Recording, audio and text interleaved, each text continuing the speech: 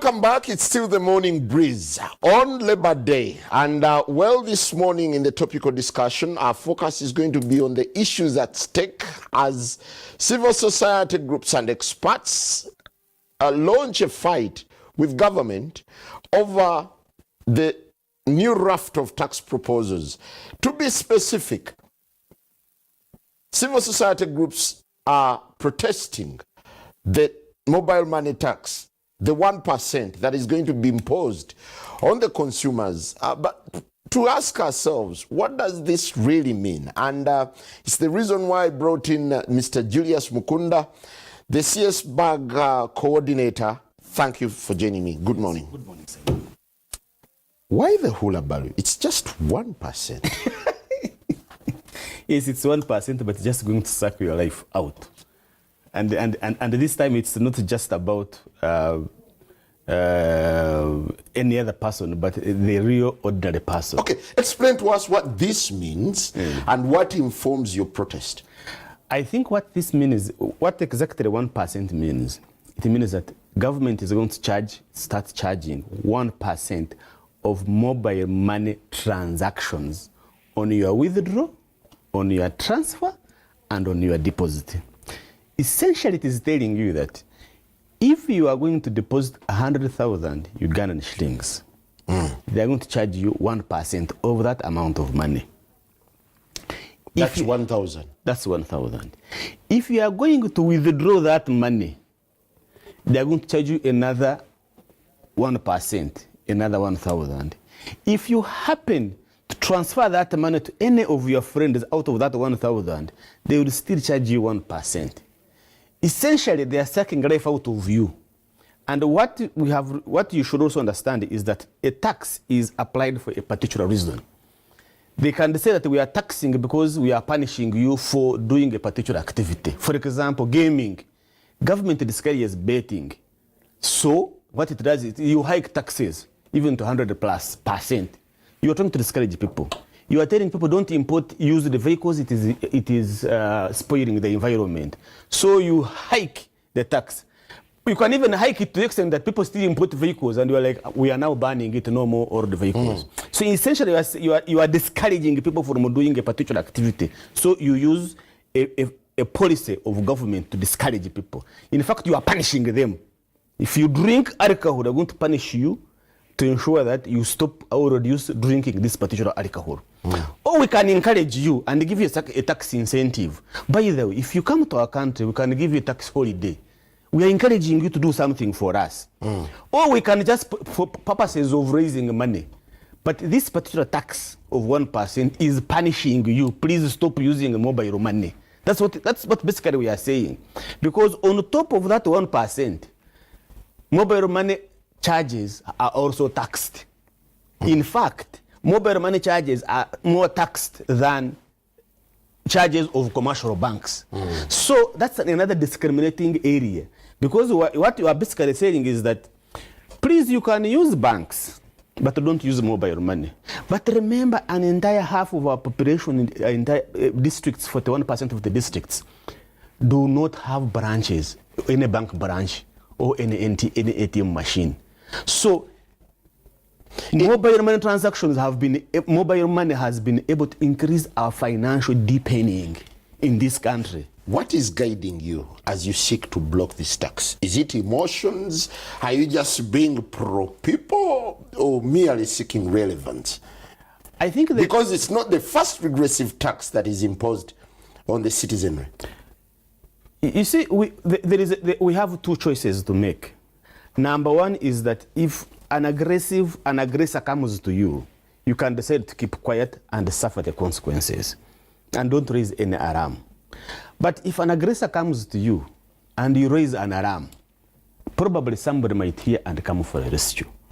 And this is the time to tell Ugandans that life is getting sucked out of us. Because on a daily basis, let me tell you, by the way, that this tax, 1%, is not for me and you who is earning probably more than 100,000 shillings.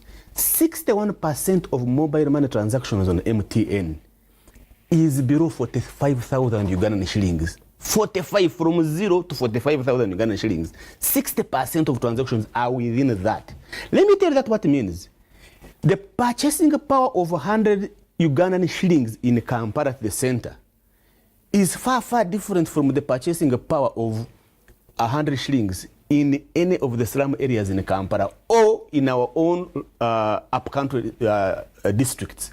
Because 100 shillings in a village can buy you a cup of milk. But that 100 shilling actually is what the government is also looking for. So your only minimum survival of that 100 shillings, Uncle Sam is also coming for it.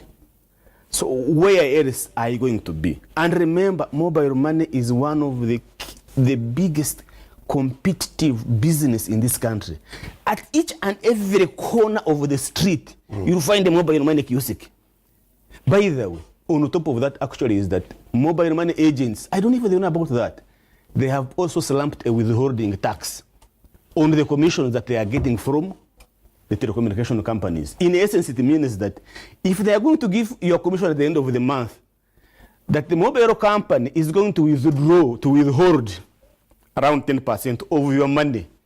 So that until you declare, you finish with URA, then that money can be paid to you back.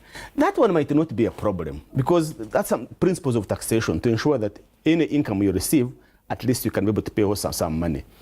But if you go further and get that 1%, Simon, me and you, let me tell you. Julius, Civil Society Budget Advocacy Group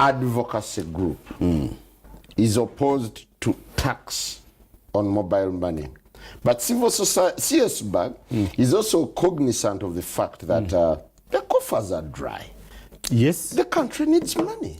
And very good. And we are the So desperate times call for desperate measures. Then you are going, do you know what that means? That a dying man will even hold on to a snake when he's drowning. You know what that means? You drown with it, you die with it. So at what cost should we restore ourselves before we kill ourselves? And that's what we're talking about. We are one of the people, one of the groups that have been very consistent to tell government expand the taxation base. Yes, that's always been your argument. I was actually going to take you there. Yes. Expand the taxation base. In camp, 80% of the revenue we get from all the URA comes from Kampala, the Greater Kampala, Mukono, Wakiso, Entebbe, and Kampala, etc. Let me tell you where we need to expand taxation base. Number one, I have argued to tell the people that let us have a new tax register. We know of buildings here in town that don't pay property rates. I'm glad KCC has started that. It has now started taking people for not paying property rates. We know people who are undervaluing their properties. I am glad that we have started to do that. One of the proposals we have fronted and the government which has taken, which is very good, is companies that have been perpetually making losses. I was shocked that Warid had never paid any corporate tax because it was declaring losses all the time. For all the year Warid has been around, he had never paid corporate tax. Do you know why? Because they know how to balance their books. When you balance your books properly, then you evade the tax. You don't pay taxes. So now government has come and said that despite making losses, if you make losses for 7 years, we are going to come for your gross income, which I think is very good. So those are some of the things we need the government to do. Tighten the administration, and I'm telling you, we are going to collect more taxes. So for government to expand taxation, those are some of the things that we can do. But there is something more that the government can do. Let us show the value of the taxes that we collect from the public. Simon, between me and you. Let us first collect the taxes and then show the value. No, but you see, before I pay, I want to see how my taxes are being utilized. Let me tell you, in Kampala here right now, if Musisi says that we need a road toll, the level of resistance is not going to be as high as anywhere in the other district. Do you know why? Because in Kampala, you are able to see traffic lights are working these days, potholes are being fixed. You are seeing there is a lot to do with service delivery being reflected on how much money we are paying to KCCA.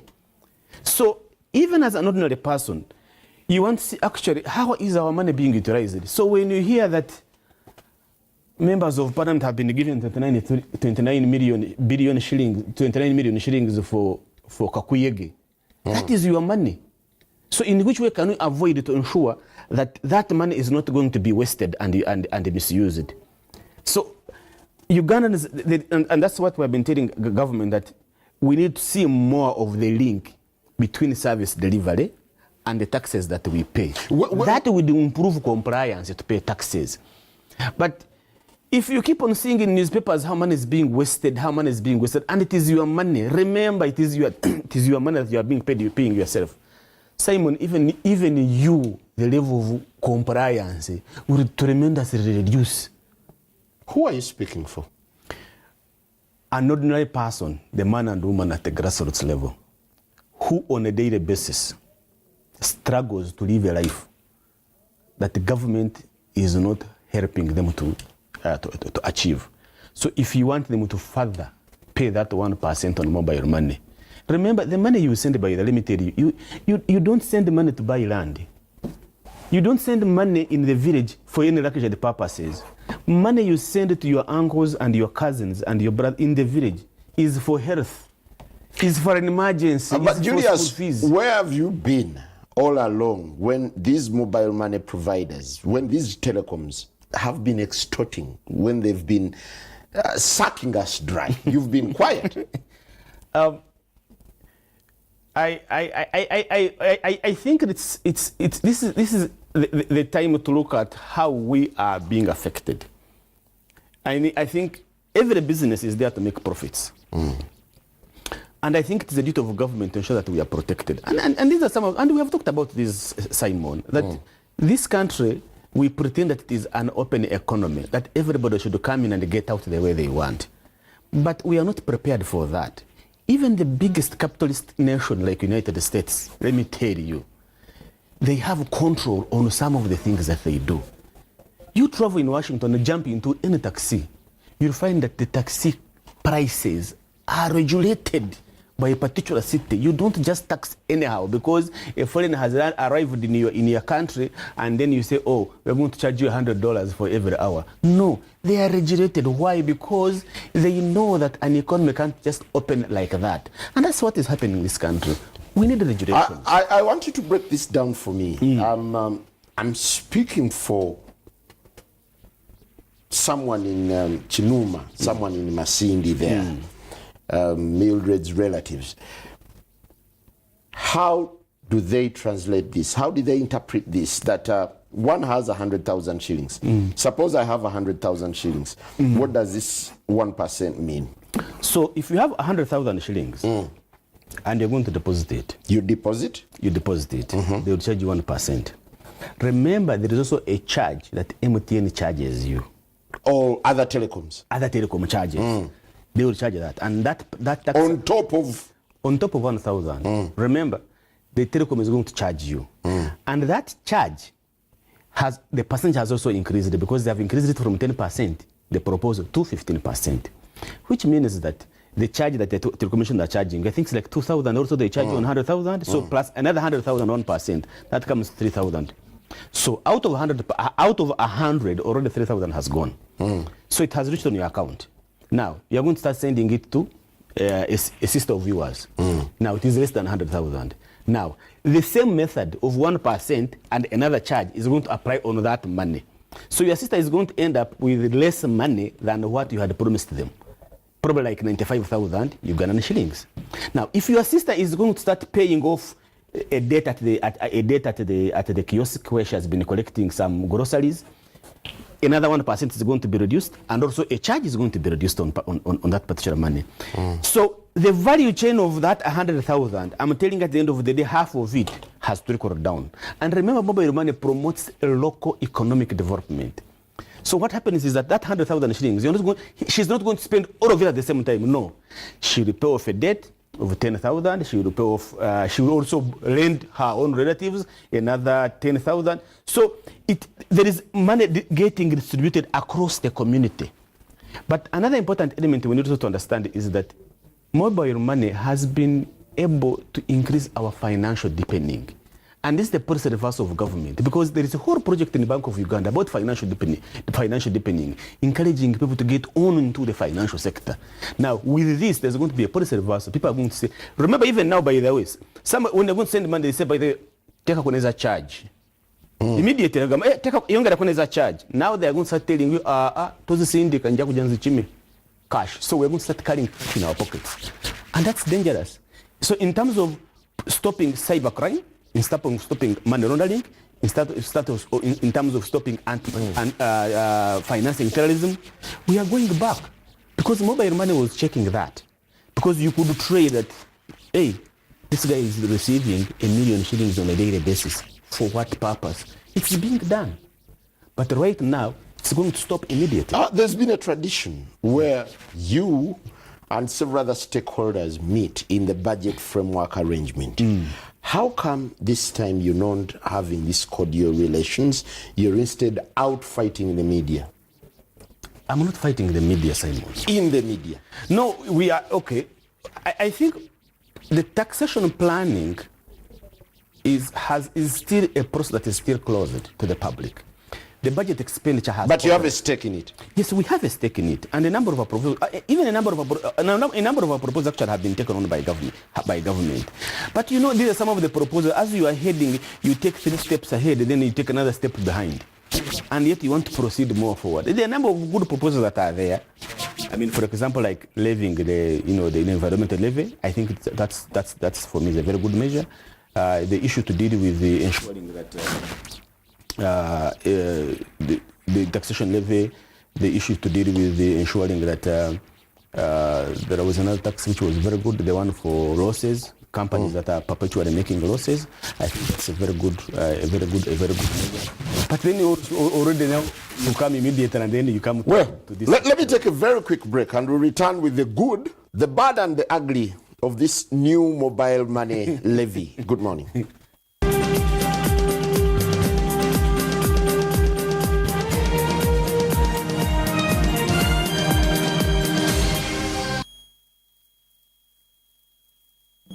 What do you want your baby to become? Every parent desires to have a healthy and successful child. Therefore, it is important to prevent the diseases that may affect your baby's life. Pneumonia and diarrhea are among the diseases that kill children under 5 years. So, every parent must know how to prevent and manage this disease. Pneumonia usually starts with a cough, which later turns into fast and difficult breathing. Diarrhea, on the other hand, is the passing of watery or loose feces more than 3 times a day. When a child has diarrhea, the body loses a lot of water, which leads to body weakness and loss of appetite. You can prevent pneumonia by keeping your baby away from smoke and taking them for immunization. Diarrhea can be prevented by washing hands with clean water and soap after using the toilet and before feeding the baby. When a child has diarrhea or pneumonia, take them to the health center immediately.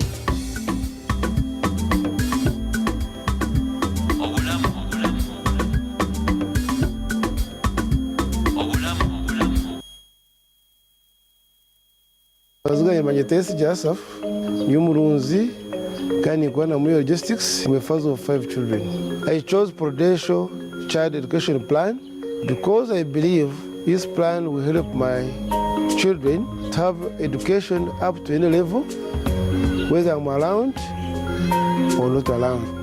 Abazira bataye banje abatakigwira age plan kwera bwangu okuba security abana banyu obo murho obo mutaro obo myaka yanyu y'obukuru ninga muchikora nga mutachikora. With over 24 million satisfied customers worldwide and 170 years of existence, don't worry about your child's future education. Be happy with True EduSave and let's face life together. Tulinawi.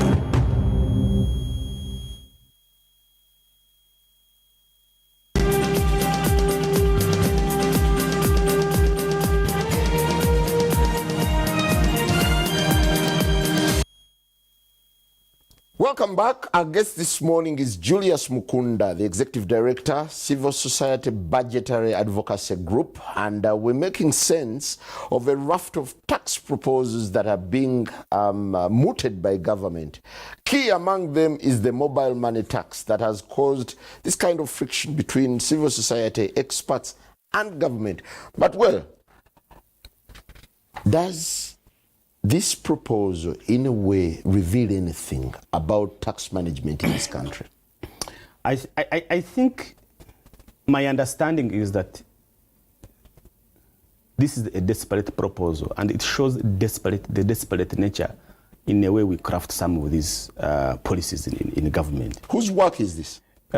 This is the work of the Minister of Finance, and sometimes, I mean, I don't know how it happens, because these are guys who are very smart. These are guys who, some of these things are done properly, but I think this has an element of an external hand. Because this is not the Minister of Finance. I'm not seeing the craftiness, the design of Minister of Finance in this particular. Could you suspect that banks could be involved, going by the fact that the banking population was dwindling because of mobile money? I think I'm not even suspecting. I think I'm beginning to believe so. Do you know why? The proposal is very specific. They say 1% on withdrawals, 1% on withdrawals, payments and deposits, except banks. I think there must be a hand external from Minister of Finance, because who would be interested in this proposal? Let's just discuss that. Who would be interested in this kind of craftiness? I can't say that it's telecoms themselves. No, because they're trying to expand. I can't say there are some business people around. No, there are 600 mobile money operators in this country, and they're expanding. And in my mind, I'm like, maybe it's Bank of Uganda which is doing that. But I can't say Bank of Uganda, because Bank of Uganda has a program on financial deepening. In fact, they are very proud that they have increased. We are the second country in financial deepening in East Africa. So they are very proud about that. So I remain with my fellow banks. Because with banks is that one of the things we are finding out is that financial deepening within the banks is actually very limited. People still do not go to banks. Even the introduction of agent banking, my excitement, because I knew now I can walk to any kiosk and transact in a banking business I want. People are not going there. Why? Because there is that one-stop center at MTN where you go, or Airtel or Africell, where you go, the only thing required is your ID, your national identity card. Once you have it, then everything goes normally. But if you go to a bank, then they give you an application form of 5 pages to sign. And then so many other questions. Bring a letter from your LC1 chairman, then bring a letter from your employer, then bring a surety, then there's another religious requirement. Can you please get somebody who has an account in this bank to recommend you? So why the hell should I go in that particular bank when I know across the corner the only thing I need is a national identity card? So I think we need to revise that. And why would government look elsewhere when they know at the corner there is a quick solution to help fill the gap, the budgetary gap? And when I think about that, then I'm like, but you see, government has been using mobile money even to transact its business. Because these days, if you go in a government workshop, let me tell you, any money they are going to pay you, they say, please bring a mobile number. They want to send you money on your mobile number. If there is these refugee programs that are taking place, they are just sending money on the Julius, is this endeavor stoppable? Yeah, I think it is stoppable. I think, as far as I can remember, there's some mistakes we make. There's some mistakes can be made, and you reverse it. And I think this goes direct to the members of parliament.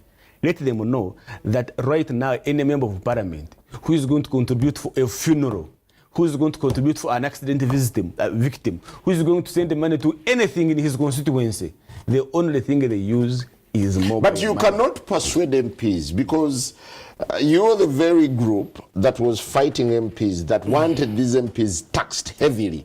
So they can never forget you for that, much as you lost the battle. Two things. This tells you the uniqueness of our work, is that we never take things personal. We stay on the agenda. What is wrong, we say it is wrong. And what is right, we say it is right.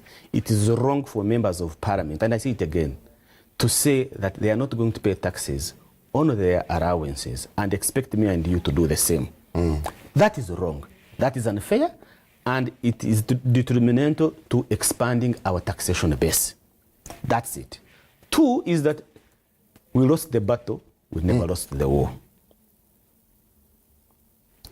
That one, we can have another discussion about that. Now, this is the lot you're appealing to. You're running to help you. They are not helping me. They are helping their own constituencies. They are helping the ordinary man and woman in their villages. This is not Julius's tax.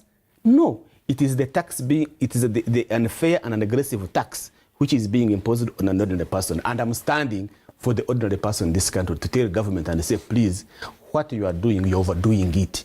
You are sucking life out of people. It's a punishment. You are punishing people for getting into... And you see, that's why people never wanted to go to banks. Why? Because they say, when you go to banks, then the government is going to start forward with you each and every corner. So that's what we are saying. And we are telling members of parliament that this tax is going to make you lose. It's going to make you lessen your contact with the population. Period. That's what it means. What kind of engagement is coming? What kind of reaction is coming from the other party that is imposing this tax? That is government. I think one of the things, you see, there's something beautiful about our government, by the way. That sometimes it throws in something into the policy to see the reaction, and when the reaction backfires, then they just quickly run away and withdraw it. But the reaction is that everybody is including members of parliament, they're actually against this particular tax because they know what is likely to happen to them if it goes through.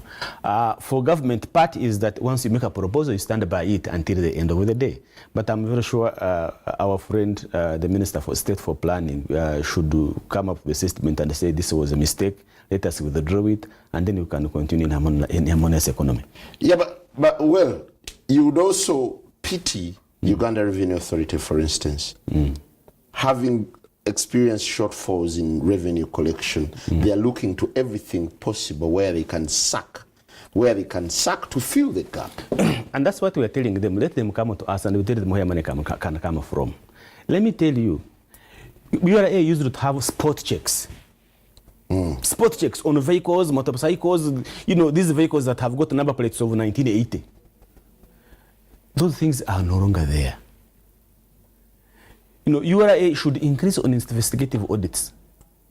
And I think for me, that's what we are saying, that we need to provide more resources for URA to do this kind of particular work. Because you see, for URA to be able to do this, let me give you one example. Go to Entebbe Airport. There is only one scanner, and I have said it all, one scanner. Arrive at midday, when there are 3 major airlines arriving, full, Emirates, Qatar Airways, Ethiopia. And you see the chaos at the Entebbe Airport. Because all they are trying to say that everybody's bag must pass through that scanner. And it's only one scanner. So when these huge airlines arrive, what happens is that URA begins to sample now. And we are saying, if we want to collect money, we must invest in collecting it. And if we can't do that, then that won't happen. If we want to ensure that we collect money, then we must have a robust economy. Let me tell you why we can't have a robust economy right now. Is that the way we invest the money, our priorities are upside down. Everybody says agriculture is the backbone of the economy, but where are we investing money in agriculture? Agriculture money, we need to put extra resources in irrigation because the economy has now grown, and thank God everybody is happy. But why has it grown? Because of Mother Nature. It has rained. So if it doesn't rain in the next season, then we are all down. We say, the economy is not growing. But what did we do with the rain that came and has dried up, and now it has dried up? So we need to ensure that we invest heavily into those perspectives. Again, I've told you, I am not against innovations in this country. I am not against innovations. Yes, let us find. And you appreciate the vacuum in taxation. and I appreciate it. But if we want to tax, if we want to expand our taxation base, then it means we must also invest in productive areas where we have an advantage.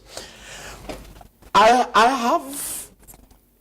have a feeling you also speak in defense of mobile money providers, in defense of these mobile telecom firms. No, I'm in defense of an ordinary person who gets his money to send it through this platform. Ask the telecoms to reduce their charge so that they can accommodate this charge. It's not about the charge. No, it's about you. Because No. for the telecom, the telecom. Tell the telecoms you've been charging 1,500 per transaction on transactions. So chop off the 500 because you're sucking us dry as well. That could be Isn't one. that practical? But the charge is also already being taxed by government. So government is also getting money from that. Actually, the charge is increasing because the government has increased the taxes. Do you have any sympathies for telecoms as they rob us as well? I don't think it's the robbery. I think they have a service. And me and you have enjoyed that particular service. Let us for one moment reduce them from the picture. Let us cross MTN and Airtel and see how chaotic this country can be. Even between me and you, today morning you are calling me. Let us go back to 1980s where we had no telephones. What would happen? No, that's not feasible. But let's engage them to also reduce on their tariffs. That would be perfect. But that won't help me and you on the 1% percentage. Because if government actually was, that's one of the proposals we have given them is instead of 1%, actually increase on the tax on exercise duty, on the charges. They will still, you will still get money, but you will not be punishing. Actually, you will be charging mobile money companies, not the ordinary person who is transacting business based on a social need that is trying to address. And I think for me, that's where government should be able to go. That, you have these 600,000 mobile money operators. Who are they? Forget about these fancy buildings in the center of town. No, they just acoustic near your station here. Somebody is seated there trying to have a living. That is the ordinary person we are looking at, and that is the face of Uganda. That is the face of the actual mobile operators. People who on a daily basis wake up to ensure that they can be able to transact money. You go to somebody and say, please, I want to deposit 50,000 shillings. He tells you, I don't have a float. But he's on 50,000 shillings that particular day. And that's where you are targeting. So we are telling the government, don't discourage that business. That business is employing people. Using mobile money today is irresistible. So even with the 1%, people will still go there. And that's what we are telling them, that even with 1%, the volumes are going to tremendously reduce. Because when they introduce the exercise duty of 10%, the volumes themselves. No, you're simply spelling doom. No, it's not doom. It's the reality. That's what you're telling them. It's the reality. Instead, now your relatives are going to call you and say, please put money on the bus and send it. My relatives in the Kampala, please give it to them. That's the first option. The second option is when you send it, they withdraw all of it immediately, and it is not going to start saturating into the economy. They'll put it in their Someone pocket. says 1% is negligible. No, that's the problem we are telling people, that the power purchasing of 100 shillings in the center of Kampala is completely different. 100 shillings in the center of Kampala, you're going to starve. But 100 shillings in Ibuji, you're not going to starve. That's a commando. That's a plate of posho and beans. You can have it. That's a cup of milk. Oh, that's the one sumbusa. Yeah, but the pinnacle of economics is here, is in Kampala. So if an urbanite is saying, what's 1% after all? That one, you see, the money, the mobile transaction now is just not Kampala. Your mobile transaction is going out of Kampala. You make money to send it to the villages. That's the picture, that you make money to send it to the villages. Money that is around us is minimal, but money that is going to the villages that you are sending to the villages is what is counting, and that's what we are looking at. You say this mobile money. And remember, tax. even school fees, by the way. You see, the other part we are forgetting is that schools have been encouraged to get on the mobile money transfer. Have a quota, 10%, 20%. By the end of the time, you have finished. Now, for every transaction you make, you are struggling to finish school fees, but there is tax on it. Remember, tax is inevitable. Yes, it is inevitable. That's what I'm saying. Everybody must pay, and everybody must pay their fair share of their tax. I agree with that. At what cost should we do that? Should you hang yourself naked because you're going to pay taxes? No, we cannot hang ourselves naked. There are other alternatives better than this.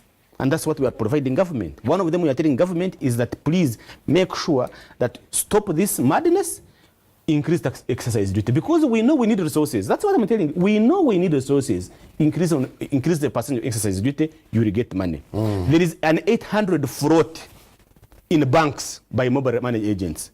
This is the money you deposit on your account to transact on. Your money, there's 800 billion. Julius, this is a futile attempt. No, it's not going by history, because the bill is already before Parliament. Yes. And you know the anarchy of numbers, the game of numbers that happens in Parliament. So it's going to be defeated on grounds that, your attempts are going to be thwarted by numbers. It's not about numbers. It's about logic. This one, the tax on MPs, we were telling them. This is different than letting them know what is happening outside. Last time we were dealing inside. This time we are dealing with the outside world. So there can be, remember, we won on taxation for farmers' inputs. Remember that one? It was not on the MPs, and every MPs saw that and said, okay, I think this is a very good move. We shouldn't be able to harass our farmers. But now, are MPs embracing you? Very well. That's the beauty of it. And that's why I'm very optimistic. On Thursday, we are launching the campaign. And you're going to see the turn-up of MPs who are going to pledge and sign and say, yes, on the parliamentary floor, I'm going to defeat these MPs. And they're not looking. But when they go to Chankwanzi, they'll return with a different language. This is a tax on mobile money.